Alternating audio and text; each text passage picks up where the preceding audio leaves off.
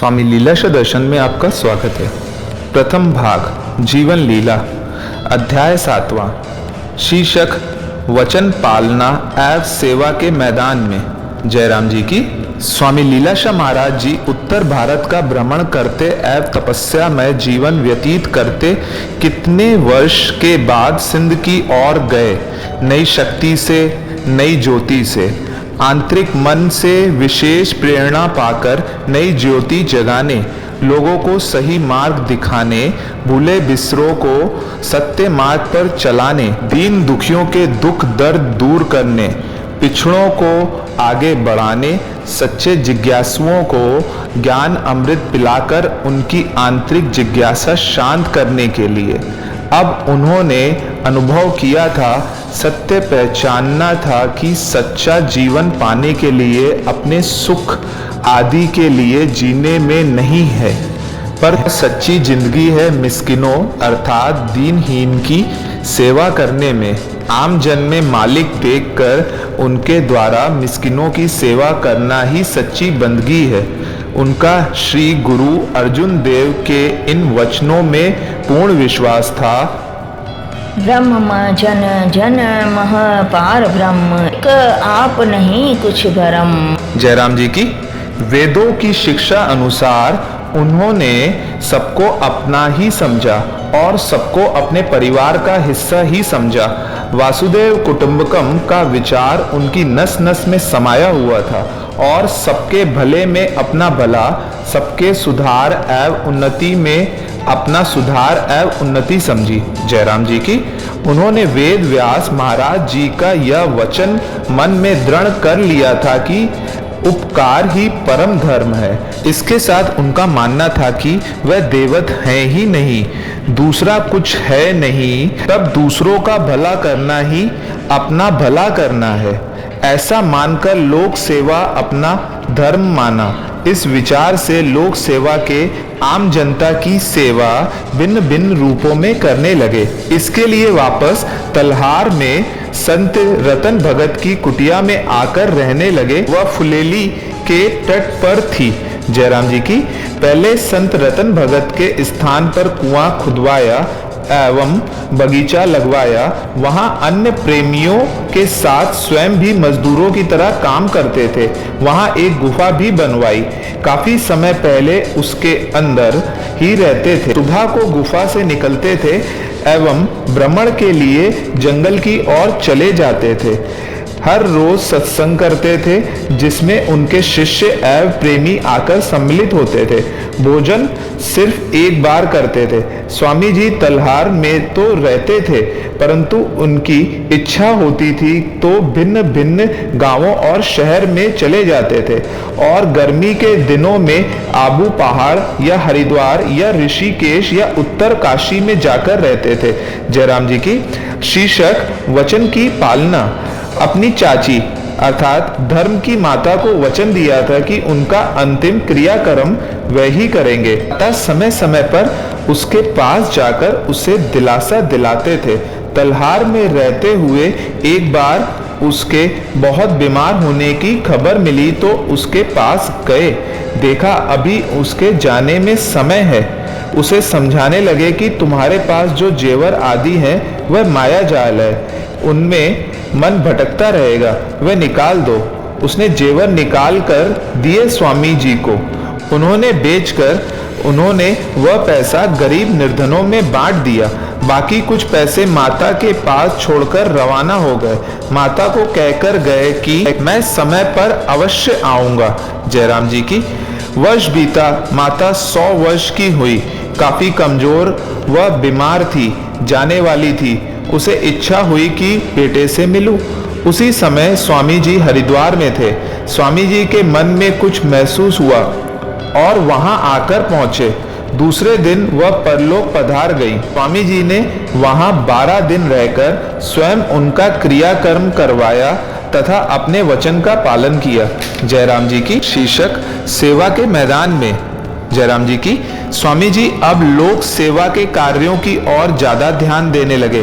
पहले अपना कार्य क्षेत्र लाड में करने लगे, वह जो सिंध के दक्षिण भाग की ओर था, क्योंकि उन्होंने देखा कि वहाँ के लोग शिक्षा, आचार व्यवहार में काफी पिछड़े हुए हैं। जयराम जी की पहले उन्होंने यह काम किया कि सत्संग के साथ छोटे बड़ों सभी को शरीर के विकास एवं स्वस्थ रखने के लिए व्यायाम व योगा आदि करवाने लगे। सुबह को कितने ही नौजवान उनके पास आते जिन्हें योगासन सिखाते एवं उससे होने वाले फायदे बताते।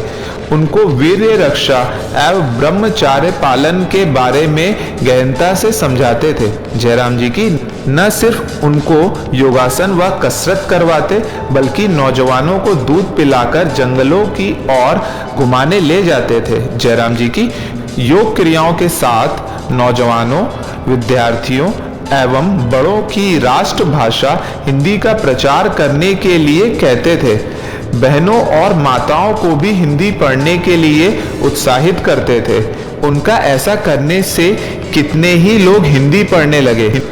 उनकी प्रेरणा से टंडो, मोहम्मद खान, सिंझोरे, मातली, तलहार, बदीन एवं शाहपुर चाकरा में कन्या विद्यालय खुले जिनमें मुख्य विषय हिंदी होता था। जयराम जी की हर जगह स्वदेशी व खादी पहनने का प्रचार करते थे।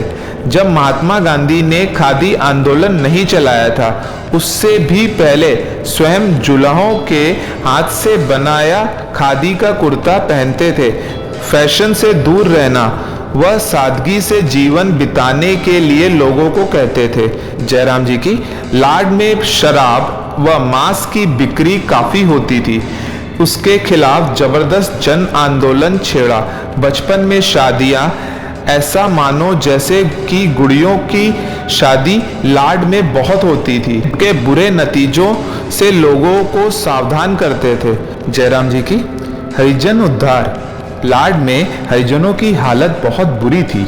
उनके सुधार व उन्नति के लिए स्वामी हंस निर्वाण काफी प्रयास करते थे, परंतु स्वामी जी ने उनके लिए बहुत कार्य किए।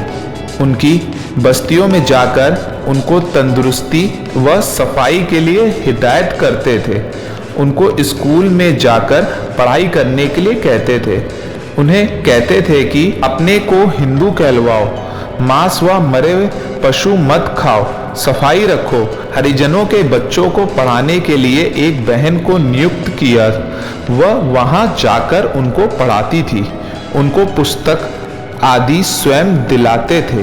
उनकी कुटिया के कुएं से हरिजनों को पानी भरने से कोई रोक टोक नहीं थी, अपितु आम जनता को भी उपदेश देते थे कि दूसरे कुएं से भी उनको पानी भरने दें। गांव में सैनिटरी कमेटी के चेयरमैन श्री वाधुमल को भी समझाया कि ऐसी व्यवस्था की जाए जिससे सार्वजनिक कुओं से पानी भरने पर हरिजनों को कोई रोके नहीं। उनके प्रभाव से श्री बसुराम नौकरी छोड़कर हरिजनों के उद्धार का कार्य करता रहा एवं देश के विभाजन तक वह उस कार्य में लगा रहा। उसका असर यह हुआ कि हरिजनों के घरों में से सूत काटना व कपड़ा बुनना शुरू हो गया। वे सफाई से रहने लगे, कई पढ़ने भी लगे। जयराम जी की स्वामी जी छूत छात दूर करने के लिए कभी कभी उनके द्वारा सफाई व पवित्रता से तैयार किया हुआ भोजन भी ग्रहण करते थे। जयराम जी की फिर तो वे लाड के साथ सारी सिंध में रटन करते रहे। जहाँ जहाँ से प्रेमियों का बुलावा आता था वहाँ वहाँ रहकर सत्संग द्वारा जनता में देश प्रेम, जाति उत्थान, संगठन, स्त्री व हरिजन उद्धार, बचपन में शादियां बंद करने, फैशन नहीं करने, सादगी से रहने, योग क्रियाएं करने व स्वस्थ रहने का मार्ग दिखाते रहते थे। जयराम जी की शीर्षक पीड़ितों को सहायता। देश में अगर कहीं पर भी कुदरती आपदा आती थी, सूखा पड़ता था, भूकंप आता था, बाढ़ आती थी अथवा कोई बीमारी फैलती थी तो वहां सहायता भेजने में तत्पर रहते थे। बिहार में अकाल पड़ा तो चंदा इकट्ठा कर फुलेली होते हुए हैदराबाद भेजने की व्यवस्था की। रोजे का महीना था।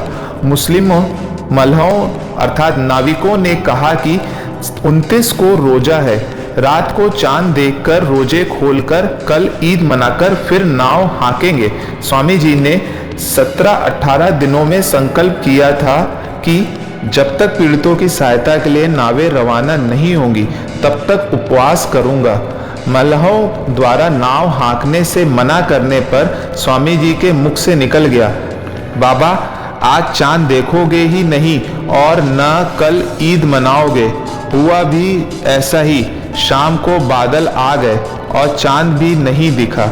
इस कारण वह कश्मकश में आ गए और नाव लेकर हैदराबाद पहुंचे। तब खातरी मिलने पर स्वामी जी ने व्रत खोला। जयराम जी की बंगाल में 1943 अर्थात 1943 में बहुत अकाल पड़ा। श्री रामकृष्ण मिशन व अन्य संस्थाओं ने अपील की, जिस पर स्वामी जी ने 10,000 मन अनाज इकट्ठा किया और टंडो मोहम्मद खां तलहार व बदीन से स्वयं की देखरेख में रवाना किया। जब तक अनाज कराची से रवाना न हुआ तब तक उपवास पर रहे। इस प्रकार सिंध में स्वामी जी पहले संत थे जिन्होंने ऐसे कार्यों में हिस्सा लिया। जयराम जी की शीर्षक गंगा पे पुलिया। जयराम जी की स्वामी जी जब उत्तर काशी में रहते थे तब उन्होंने देखा कि सावन में जोरदार बारिश होती है। तब वहां गंगा जी का तेज प्रभाव के कारण गांवों वालों को काफी तकलीफ होती है। उनकी नर्म दिल पिघल गई। सिंध से अपने श्रद्धालुओं से धन इकट्ठा किया और एक रिटायर इंजीनियर को साथ लेकर वहां जाकर 3 पुलिया बंधवाई, जिस कारण गांव वाले उनका उपकार मानने लगे। यह काम जो गढ़वाल रियासत के राजा को करना चाहिए था, जिसने इस ओर ध्यान नहीं दिया।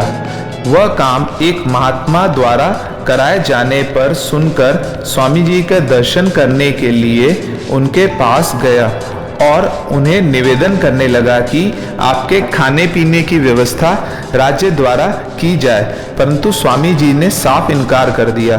तब राजा ने उन्हें कहा, आप सचमुच गुरु नानक जैसे शाह हो, आप सच्चे लीला शाह हो। जयराम जी की शीर्षक देश प्रेम। जयराम जी की देशभक्ति भी स्वामी जी के नस नस में समाई हुई थी। वह उच्च कोटि के देशभक्त थे, नौजवानों में देश प्रेम का जज्बा पैदा करते थे। 1930 ईस्वी अर्थात 1930 वाले सत्याग्रह आंदोलन में उनके गुरु भाई संत तुलसीदास एवं स्वामी जी के कितने की नौजवान शिष्य जेल गए तथा अन्य कुर्बानियां दी थी। जयराम जी की 1942 अर्थात 1942 के आंदोलन के समय भी गांवों में एक दूसरे को जोड़ने का कार्य करते रहे। जयराम जी की 1945 में जब सिंध असेंबली के चुनाव हो रहे थे तब स्वामी जी कांग्रेस उम्मीदवारों को जितवाने के लिए सक्रिय हो गए। उस समय टंडो डिवीजन में राय साहब रीजूमल हिंदू महासभा का उम्मीदवार था।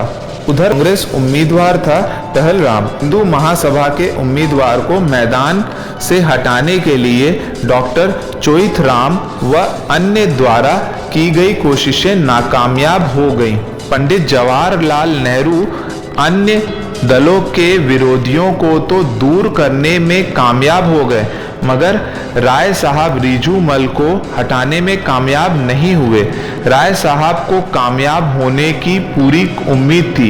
इतना होने पर भी स्वामी जी के संदेश मिलने पर उनके पास आकर सेठ टहलराम जी के समर्थन में चुनाव से हट गए और सेठ टहलराम बिना विरोध जीत गए। स्वामी जी ने राय साहब को आशीर्वाद दिया। उधर सेठ टहलराम का स्वामी जी में अटूट विश्वास पैदा हो गया और अंत समय तक स्वामी जी का श्रद्धालु भगत बन गया और अभी तक उसके परिवार वाले स्वामी जी के श्रद्धालु शिष्य हैं। जयराम जी की हाला डिवीजन से प्रोफेसर नारायण दास मलकानी को कांग्रेस उम्मीदवार को जितवाने में उनका बड़ा योगदान था। जयराम जी की शीर्षक साहित्य सेवा। स्वामी जी को विश्वास था कि सुंदर साहित्य, सुंदर पुस्तक धर्म व नीति के शास्त्र ही मनुष्य के जीवन में तब्दीली लाते हैं और प्रगति की ओर ले जाते हैं। इस कारण सिंध में इस कार्य करने में लग गए। छोटे बड़े पुस्तक लिखकर अथवा भाषांतर कर छपवाए। नीति की प्रसिद्ध पुस्तक सारकतावली और दूसरा स्वामी रामतीर्थ का जीवन चरित्र तथा कामयाबी की कुंजी पुस्तक गुरुमुखी में छपवाए, क्योंकि इस समय सिंध में गुरुमुखी का चलन ज्यादा था। फिर तो प्रोफेसर गोकुल दास भागिया के साथ मिलकर वेदांत प्रचार मंडल की स्थापना की, जिसके अंतर्गत एक उच्च कोटि के माहवार पत्रिका तत्व ज्ञान निकलने लगी, जिसमें वेदांत ग्रंथ दिए जाते थे। उसके मुख्य लेखक थे प्रोफेसर गोकुल दास भागिया, श्री बूलचंद खेमचंद, श्री दीपचंद त्रिलोकचंद व भाऊ प्रभुदास ब्रह्मचारी। इस पत्रिका के अलावा श्री योग वशिष्ठ, सिद्धांत सार, विचार सागर, अधिकरण राम वर्खा, चार भाग, विवेक चूड़ामणि और अन्य वेदांतों के उच्च दर्जे के ग्रंथ भी छपवाए। न सिर्फ अरबी सिंधी में तैयार करवाया, मगर विचार सागर व पंजीकरण जैसे वेदांत के ग्रंथ तो गुरुमुखी में छपवाए। जयराम जी की स्वामी जी ने सिंधी में कई कविताएं लिखी थी, जिनमें एक था उनकी कविता का पुस्तक लीलाशाह शतक, जिसमें स्वामी जी के 100 कविताएं, श्लोक, कविता व भजन थे। वह लिखा हुआ पुस्तक उनका एक शिष्य उनसे ले गया, जिसने वापस नहीं दिया। उसमें से कुछ कविताएं ही मिल सकी। जयराम जी की स्वामी जी ने मशहूर संत महाराज लेखराम का सराय की भाषा में रचा हुआ पुस्तक हाल दरवेश सिंधी में अर्थ समेत छपवाया। संत लेखराम महाराज वेदांती महात्मा था और स्वामी जी को उनके लिए अथाह श्रद्धा थी। जयराम जी की शीर्षक वेदांत प्रचार। जयराम जी की स्वामी जी ने न सिर्फ वेदांत साहित्य का प्रकाशन करवाना अपना धर्म समझा, अपितु सिंध के भिन्न भिन्न शहरों व गांवों में जाकर अपने प्रवचनों द्वारा वेदांत के गुप्त रहस्य का ज्ञान लोगों तक पहुंचाते रहे। न सिर्फ प्रचार करते थे, बल्कि वेदांत की शिक्षा उनकी नस नस में समाई हुई थी। सबको यह निश्चय करवाते थे कि वेदांत का अमली ज्ञान मनुष्य के सभी भय भ्रम दूर करके उसे नर से नारायण बना देते हैं। जयराम जी की कहने का तात्पर्य यह है कि स्वामी जी का प्रचार मौखिक नहीं पर आध्यात्मिक था और जीवन में कोई ऐसी समस्या नहीं थी जिस तरह स्वामी जी ने ध्यान न दिया हो। जयराम जी की स्वामी लीलाशाह महाराज की जय। एक प्रार्थना जो स्वामी जी के जीवन का आधार थी, आइए हम मिलकर उसको करते हैं। हमारे उच्चारण के उपरांत कृपया आप भी इसे उच्चारित करें। हे भगवान, हम सबको सुबुद्धि दो, शक्ति दो, निरोगता दो कि अपना अपना कर्तव्य पालन करके सुखी बने। हे भगवान, हम सबको सुबुद्धि दो, शक्ति दो, निरोगता दो कि अपना अपना कर्तव्य पालन करके सुखी बने। हे भगवान, हम सबको सुबुद्धि दो, शक्ति दो, निरोगता दो कि अपना अपना कर्तव्य पालन करके सुखी बने। इस श्रृंखला के अन्य वीडियोस को पाने के लिए हमारे YouTube चैनल को सब्सक्राइब करिए और बेल आइकन को प्रेस करना मत भूलिए, ताकि जैसे ही हमारे YouTube चैनल पे वीडियो अपलोड हुए आपको इसकी जानकारी मिल जाए। वीडियो को लाइक और शेयर करना न भूलिए।